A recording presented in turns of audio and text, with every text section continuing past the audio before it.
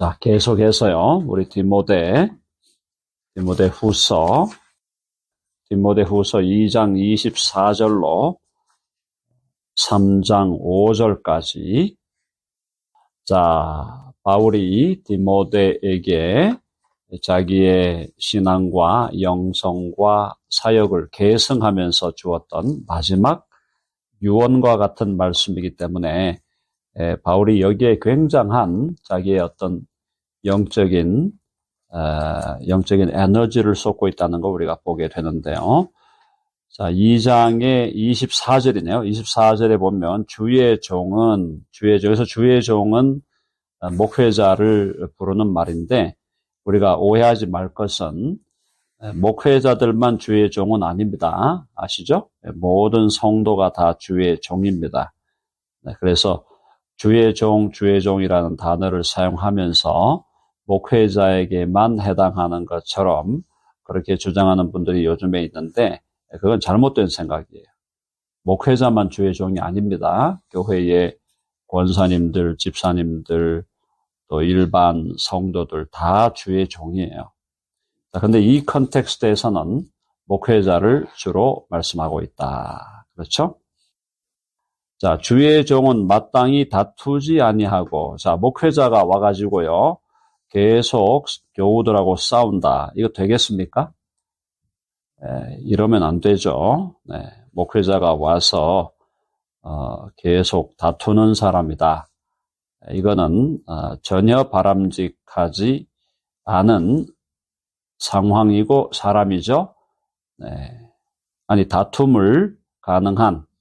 다툼을 스탑시키고 오히려 평화와 화해를 주장해야 되는데, 주의 종 목회자가 다투는 사람이다. 잘 다투는 사람이다. 싸우기를 좋아한다. 논쟁하기를 좋아한다. 이러면은 목회자로서 사역을 하지 않는 것이 좋습니다. 목사 안수 받았다고 해서 목사직을 계속해야 되는 거 아닙니다. 목사 안수 받았다고 해도 목사직을 내려놓을 수가 있습니다. 만일 목사 안수를 받고 목회자가 되었는데 본인의 성질을 못 이겨서 계속 다툰다. 그런 분들은 목회를 안 하는 게 좋습니다. 안 하는 게 좋습니다. 자, 모든 사람에 대하여 온유하라는 것은 따뜻하고 부드럽게 대하라는 거죠. 모든 사람에게 대하여 따뜻하고 부드럽게 대하라. 목회자가 어느 정도의 강단은 필요합니다. 강단이 있어야 돼요. 우리나라 말로 강단이라는 것은 어느 선이 있어야 돼요. 목회자가. 근데 그 선을 지키는 데 너무 집착하다 보면 사람이 차갑게 느껴지고 가까이 하기 어려운 사람처럼 비춰질 수 있는데요. 그렇게 하는 것보다는 목회자는 따뜻하고 부드러워야 된다. 이게 온유가 누구의 성품입니까? 예수님의 성품이죠. 그래서 예수 닮기 원합니다. 우리 모두가, 목회자들은 특별히 모든 사람에 대하여 온유함을 지켜가야 되고요. 그다음에 목회자에게 중요한 또 자질은 가르치기를 잘 해야 됩니다. 너무너무 중요한 얘기죠. 목회자는 티처예요, 티처. 목회자는 가르치는 사람입니다. 자, 목사 안수를 받았다고 목회를 다 해야 되는 거 아닙니다. 가르치기를 잘 하지 못한다면 목회직을 내려놔야 됩니다. 그러니까 목회자는 가르치기를 잘 해야 돼요. 이게 목회자의 매우 중요한 qualification. 매우 중요한 qualification. 그래서 가르치기를 잘하려면 어떻게 해야 될까요? 회중과 청중이 무엇을 궁금해하는가 알아야 된다. 별로 궁금해하지 않는 거 자꾸 가르친다고 도움이 안 됩니다. 정말 뭘 궁금해할까? 그럼 궁금해하는 거를 내가 잘 모르겠다 싶으면 어떻게 해야 될까요? 질문을 받아야 됩니다. 뭐가 궁금하세요? 뭘 알고 싶으세요? 질문을 받아야 되죠. 질문에 오픈이 안 된다. 교사가 되고 티처가 됐는데 질문에 오픈이 안 되고 다른 사람이 나한테 질문하면은 그 사람이 나한테 대해서 무슨 악감정이 있나, 나에 대해서 컴플레인 하는 건가, 이런 식으로 오해하는 사람은 그건 가르치기를 잘하는 사람이 아닙니다. 누가 궁금해한다, 누가 질문을 던진다, 그것은 진정한 의미로 호기심을 가지고 정말 알고 싶어서 묻는 건데, 그거에 대해서 잘 관심을 가지고 친절하게 답변을 해주는 사람이 가르치기를 잘하는 사람이다. 자, 그다음 목회자가 참아라 그랬죠? 참으며. 참지 못하면 어떻게 됩니까? 분노하고 경노하게 됩니다. 목회자가 화로 충만하다. 자기 화를 다스리지 못한다. 목회자 실격이죠. 자격이 없는 사람입니다. 목회자라고 화가 안 나겠습니까? 화를 잘 컨트롤해야 됩니다. 컨트롤하고 잘 참고 견디고 인내해야 된다. 또 나오네요. 25절 읽어봅시다. 25절 다 같이 시작. 거역하는 자를 온유함으로 훈계할지니 혹 하나님이 그들에게 회개함을 주사 진리를 알게 하실까 하며. 거역하는 자가 있다. 교회 안에 항상 거역하는 자가 있습니다. 거역한다는 것은 뭘까요? 이것은 하나님의 말씀을 따라 살지 않으려는 고집을 부린다 이 말입니다. 분명히 하나님의 말씀에서 이렇게 하라 저렇게 하라 하시는데도 그걸 거역하는 겁니다. 하나님의 말씀대로 살려고 하지 않는 겁니다. 하나님의 말씀을 따라 살지 않으려고 고집을 피우는 사람들 교회에 있습니다. 자, 그럼 그 사람들 어떻게 해야 될까요? 온유함으로 훈계해야 된다. 막 화내고, 그죠? 막 경노하고 이렇게 하는 게 아니라 따뜻하게 부드럽게 훈계를 해야 된다. 자, 그럼 훈계를 했는데도 말을 안 듣는다. 어떻게 해야 될까요? 훈계했는데도 말을 안 듣는다. 상당한 기간 참아줘야 되겠죠? 훈계하고 참았는데도 말을 안 듣는다. 어떻게 해야 될까요? 그때는 내쳐야 되죠. 어쩔 수 없어요. 그럼 내치는 것은 왜 내치는 겁니까? 회개하고 돌아오게 하려고 내치는 겁니다. 자, 그래서 거역하는 자를 온유함으로 훈계할지니 혹 하나님이 그들에게 회개함을 주사 회개하여 진리를 알게 하실까? 진리를 알고 진리를 따라 살게 하실 수 있으니까 훈계하라. 이 훈계하라는 것에 그게 다 포함되는 겁니다.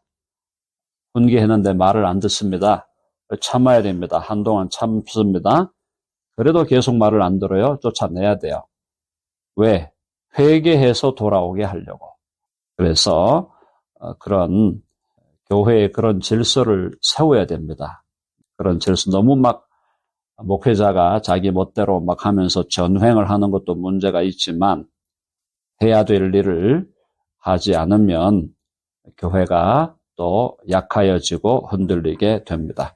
자, 그러므로 거역하는 자를 온유함으로 훈계하고 훈계하여 하나님이 그들에게 회개함을 주셔서 진리를 알게 하실까 하며 그 다음에 더 나아가서 26절에 보니까 그들로 깬다는 것은 영적인 잠에서 깨어나는 거죠.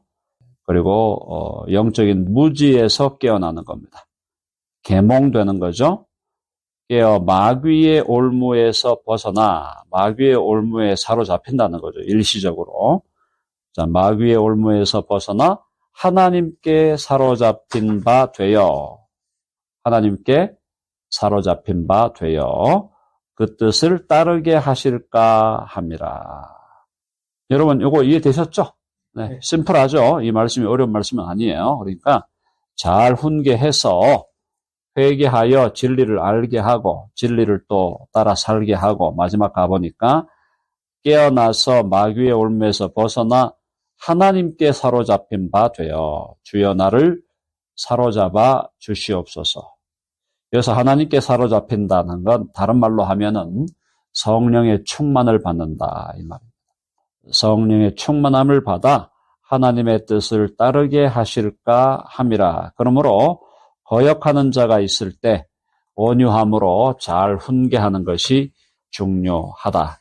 그리고 주의 종은 다투지 말고 온유하게 잘 가르치고 잘 참아내야 된다. 근데 이것이요, 교회 목회자들이 당연히 해야 될 일이고 또 우리 교회의 모든 교우들이 다 이렇게 또 살아가야 되겠죠. 이게 목회자들은 이렇게 살고 목회자가 아니면은 이렇게 살 필요가 없다 이런 말씀이 아니죠. 아닙니다. 목회자는 당연히 이러한 일에 본이 돼야 될 것이고 목회자가 아니라 일반 성도로서 집사님으로 권사님으로 그렇게 살아가는 분들도 이렇게 살아가도록 이런 주의 성품과 주의 어떠하심을 닮아가도록 준비되어야 되겠다라는 겁니다. 자, 이제 3장으로 넘어가면 바울은 말세에 대해서 경고해 줍니다. 너는 했어요. 너는 디모데야, 너는 이것을 알아라. 그랬습니다. 이것을 알아라. 뭘 알아야 되냐? 말세에 고통하는 때가 이를 것이다. 말세에 고통하는 때가 이를 것이다. 여기서 이제 말세라는 말은 예수님이 처음 오신부터 말세입니다. 사실은요, 예수님이 처음 오신 때부터 재림할 때까지가 말세인데 그 중에서도 또 말세지 말이 있어요. 말세 중에도 또 마지막이 있는데 요거는 말세 중에도 마지막, 요걸 좀 의미한다 이렇게 보면 되겠습니다. 그러니까 이거는 우리 시대와 맞아떨어지는 거죠. 우리 시대와 맞아떨어지는 거예요. 자, 말세에 고통하는 때가 이르러 많은 사람들이 고통하는 때가 온다. 고통하는 때가 오는데 이게 이제 뭐 이 고통을 대환란으로 보아도 되겠고 아니면 대환란 전에 이 대환란으로 향해 가는 그런 시기 데살로니가 후서에 보면은 배도의 시기가 있다 그랬어요. 배교하는 시기. 그러니까 교회가 하나님을 배반하는 시기가 있다 그랬어요. 지금 그 시기입니다. 배교의 시기고 이 배교의 시기 이후에 대환란이 온다 그랬는데 그 어간의 시기예요. 이때 이제 어떤 일이 벌어지냐. 이거 오늘날 시대를 정확하게 표현해주고 있습니다. 사람들이 자기를 사랑하며 이게 뭐 참 무서운 말이죠. 자기를 사랑하는 것에 한 가지 예를 든다면 옛날에는 자식 생각해서 이혼을 안 했습니다. 자식을 사랑하니까 이혼을 안 하는 거예요. 지금은 어떻게 생각합니까? 자식이 뭔 상관이냐? 나는 내가 살고 싶은 대로 살겠다. 자식과 아무 상관없죠. 쉽게 이혼해버립니다. 뭐 이혼해야 될 때 해야 되는 경우 있어요. 피할 수 없습니다. 피할 수 없을 때 있습니다.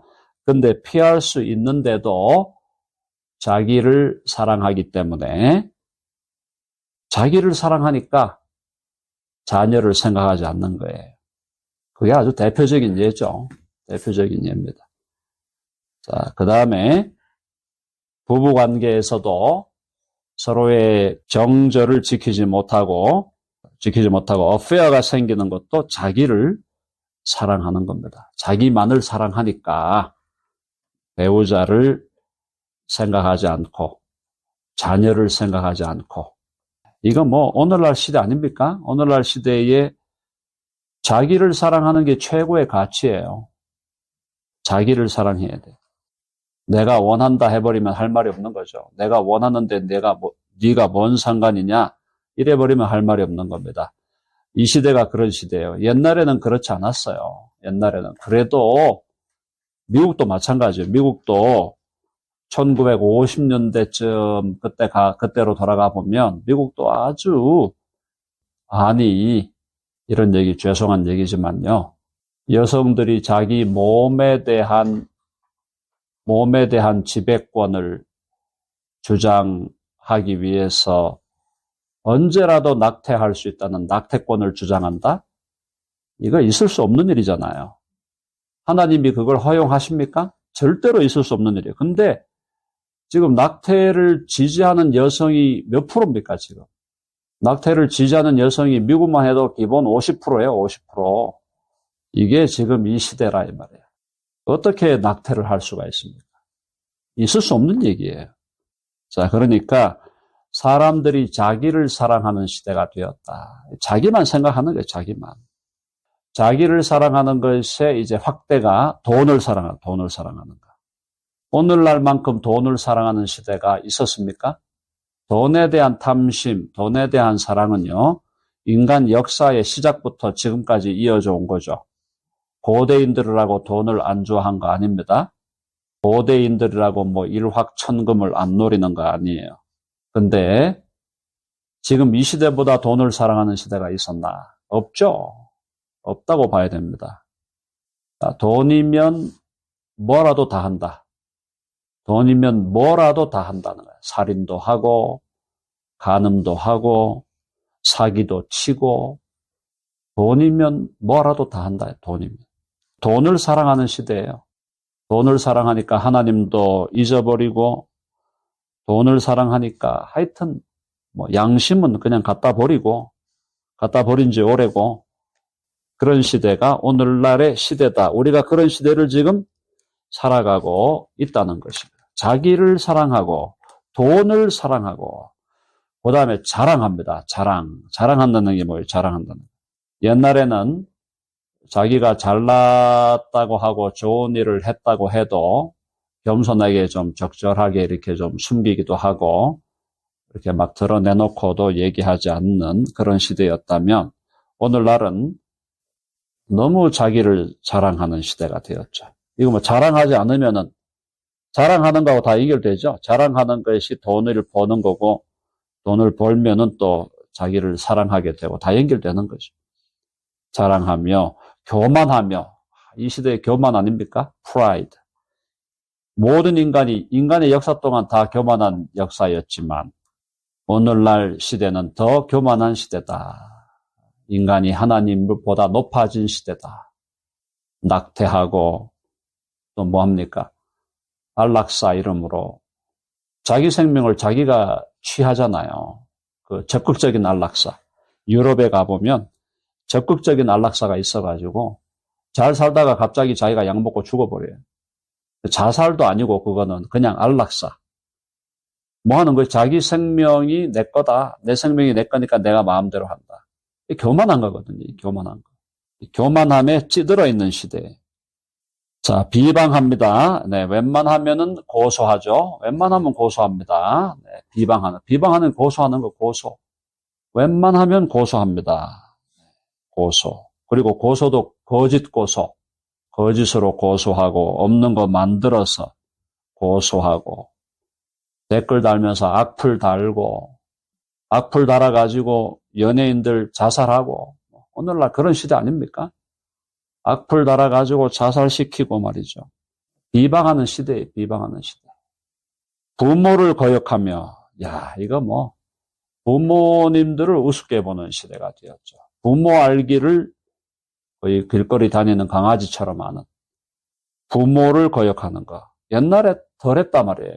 옛날에도 부모를 거역하는 사람이 있었지만 큰 틀에서 옛날에 그래도 부모를 두려워하고 부모님을 존중하고 부모님을 우대하고 했는데 오늘날에는 뭔가 모르게 이제 부모님을 거역하는 게 무슨 뭐 신세대인 것처럼 그렇게 포장이 되어 있다.